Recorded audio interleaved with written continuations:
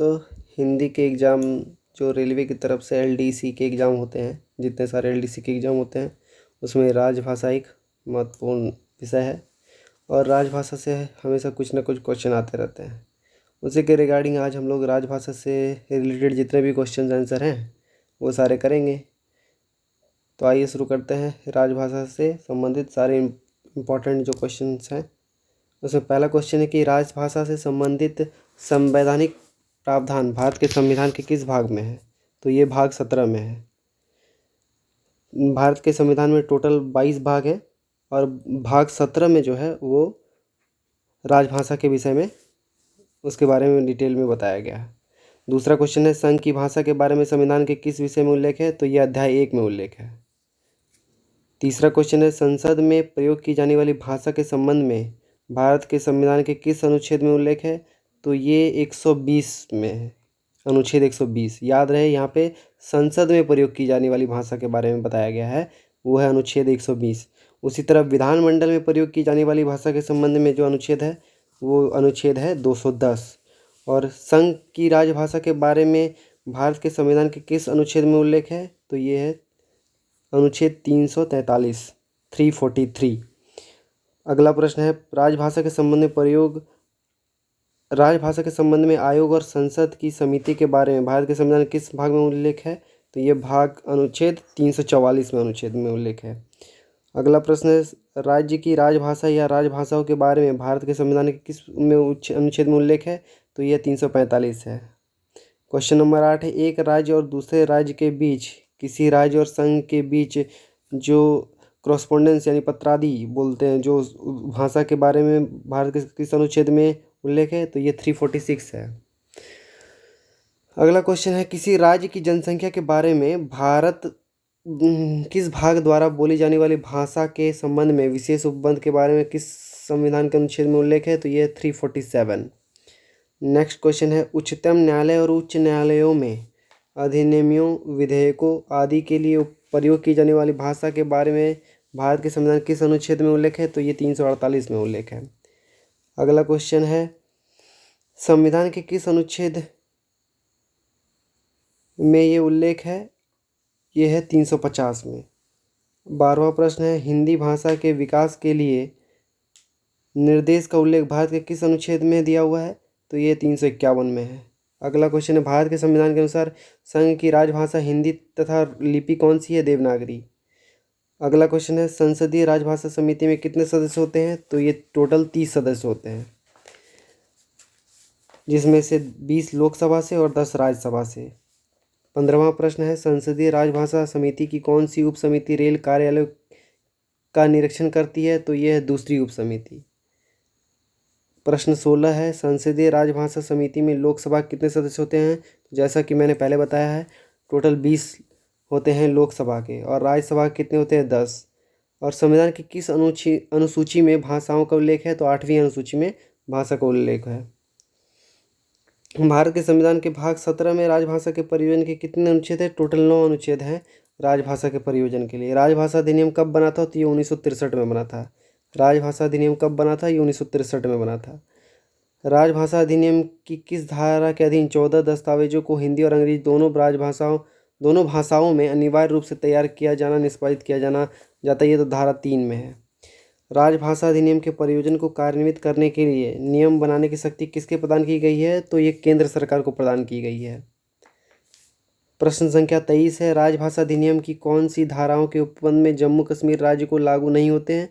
धारा 6 और 7। तो ये हट गया तो अभी ये लागू नहीं होगा।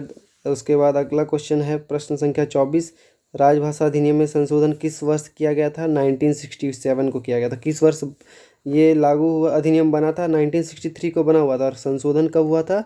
1967 को संशोधित हुआ था। राजभाषा के संबंध में राष्ट्रपति के आदेश किस वर्ष 27 अप्रैल को जारी हुए थे? ये 1960 में जारी हुआ था राष्ट्रपति द्वारा आदेश। राजभाषा संकल्प कब प्रकाशित किए गए थे? 1968 को प्रकाशित किए गए थे। 27वां प्रश्न है राजभाषा नियम कब बने थे? तो 1976 को राजभाषा नियम बने थे। और अधिनियम कब बना था? राजभाषा अधिनियम 1963 को। उसका संशोधन कब हुआ था? 1967 को। और राजभाषा नियम कब बना? 1976 को। प्रश्न संख्या 28 है, राजभाषा नियम में पहला संशोधन कब किया गया? तो ये 1987 में किया गया था। राजभाषा नियम में संशोधन कब किया गया? 1987। राजभाषा नियम का विस्तार किस राज्य पर नहीं है? तो ये तमिलनाडु राज्य पे नहीं है। राजभाषा प्रचार प्रसार की दृष्टि से देश के कितने क्षेत्रों में वर्गीकृत किया गया है? तो 3 क्षेत्रों में वर्गीकृत किया गया है। अंडमान और निकोबार द्वीप समूह राजभाषा का किस क्षेत्र में आता है? तो ये क क्षेत्र में आता है। अगला प्रश्न है, हिमाचल प्रदेश राज्य राजभाषा प्रयोग प्रसार के लिए किस क्षेत्र के अधीन आता है? ये तो क क्षेत्र में आता है। दमन और दीव राजभाषा प्रयोग प्रसार के लिए वर्गीकृत किस क्षेत्र के अधीन है? तो ये ख क्षेत्र में है। अगला प्रश्न है, दादर और नागर हवेली संघ राज्य क्षेत्र राजभाषा प्रयोग के किस क्षेत्र में आता है? तो यह है ख क्षेत्र में आता है। मेघालय राज्य राजभाषा प्रयोग के लिए वर्गीकृत किस क्षेत्र के अधीन आता है? तो ये गौ क्षेत्र के अधीन आता है। गोवा राज्य किसके अधीन आता है? तो ये भी गौ क्षेत्र के अधीन आता है। तमिलनाडु किसके अधीन आता है? ये भी गौ क्षेत्र के अधीन आता है। अरुणाचल प्रदेश किसके अधीन आता है? तो ये गौ क्षेत्र के अंदर आता है। प्रश्न संख्या 39 है, हिंदी के कार्य साधक ज्ञान की परिभाषा राजभाषा नियम के किस नियम संख्या में शामिल है? नियम संख्या 10। हिंदी में प्रवीणता की परिभाषा राजभाषा नियम की किस नियम में शामिल है? तो नियम 9।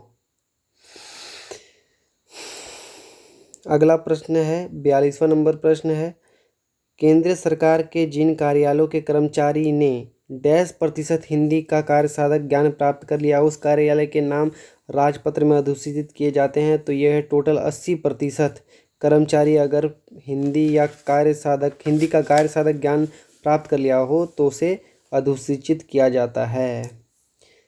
हिंदी दिवस प्रत्येक वर्ष कब मनाया जाता है? ये 14 सितंबर को मनाया जाता है। हिंदी को संवैधानिक दर्जा कब मिला था? 14 सितंबर 1949 को हिंदी को संवैधानिक दर्जा मिला था।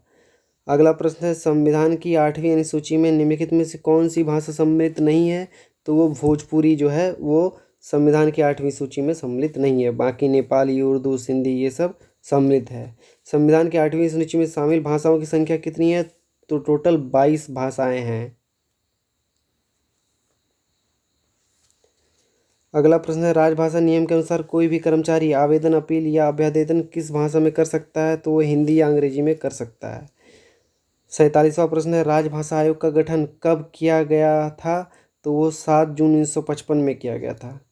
अगला प्रश्न है, यदि किसी कर्मचारी ने मैट्रिक या उसके समतुल्य अथवा उससे उच्चतर परीक्षा हिंदी विषय के साथ उत्तीर्ण कर ली हो तो उसे निम्नलिखित में से क्या माना जाएगा? तो उसे हिंदी का कार्य साधक ज्ञान प्राप्त कर्मचारी माना जाएगा। यदि किसी कर्मचारी ने मैट्रिक या उसके समतुल्य अथवा उससे उच्चतर परीक्षा हिंदी माध्यम से उत्तीर्ण की है, अगर माध्यम से उत्तीर्ण की है दैट मीन्स उसका जो मीडियम था वो हिंदी था, तो वो उसे हिंदी में प्रवीणता प्राप्त कर्मचारी माना जाएगा। अगला प्रश्न है, मैनुअल, संहिताएं, प्रक्रिया संबंधी अनय सहायता, लेखन सामग्री आदि की भाषा के बारे में राजभाषा नियम के किस नियम में उल्लिखित है? ये है नियम संख्या 11। इसी के साथ ये वीडियो समाप्त करते हैं। नेक्स्ट वीडियो में आगे इसके हम लोग फिर से हिंदी के बारे में और जानकारी एकत्रित करेंगे जो कि आपके एलडीसी एग्ज़ाम के लिए इम्पोर्टेंट हो सकता है। तो जुड़े रहिए हमारे साथ और इसको ज़्यादा से ज़्यादा शेयर कीजिए। Thank you.